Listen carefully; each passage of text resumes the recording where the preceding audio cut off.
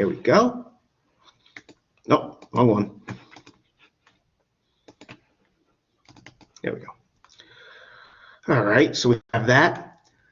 Minus x to the 4. Well, notice there's no x to the 4, no column that has x to the 4 in it. So x minus x to the 4 is an unlike term with any of these. So it gets its own column. Okay, so we put it in its own column. 8x cubed, that's in this column as you can see. X squared goes in here, as you can see that as well. Right, because these are like terms. 5x in the x column, and 17 goes in the column with minus 5 because they're like terms. Now, what do we do next? So we put, again, I put a 0 here as a placeholder. You know, I wrote it as 0x to the 4. But again, you could just write 0 there if you want. The minus here, again, we have to distribute this negative. So that becomes a plus. Then we negate each term in the second row. That's what I'm doing. Okay, this was a negative, so when you have a double negative, that becomes plus. Now we're ready to add.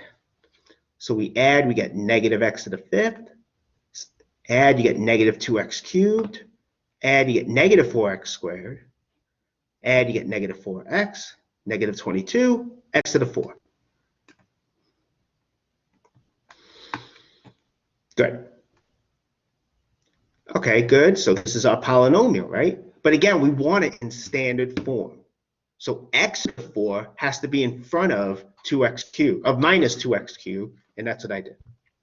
Right? The exponents of x have to be decreasing, and we don't want 0, and there's no zeros here, so we're in standard form. All right. Now, are there any questions about this?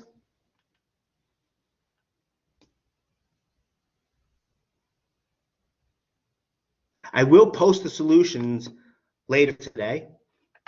So, you know, obviously, if you didn't write these down, that's fine. Let me just briefly start multiplication, although we're not going to get far, but that's okay, because we don't have much time left. Right here. There we go. So basically, just like with addition and subtraction, we can start first with monomials. In fact, that's what we should do. Okay.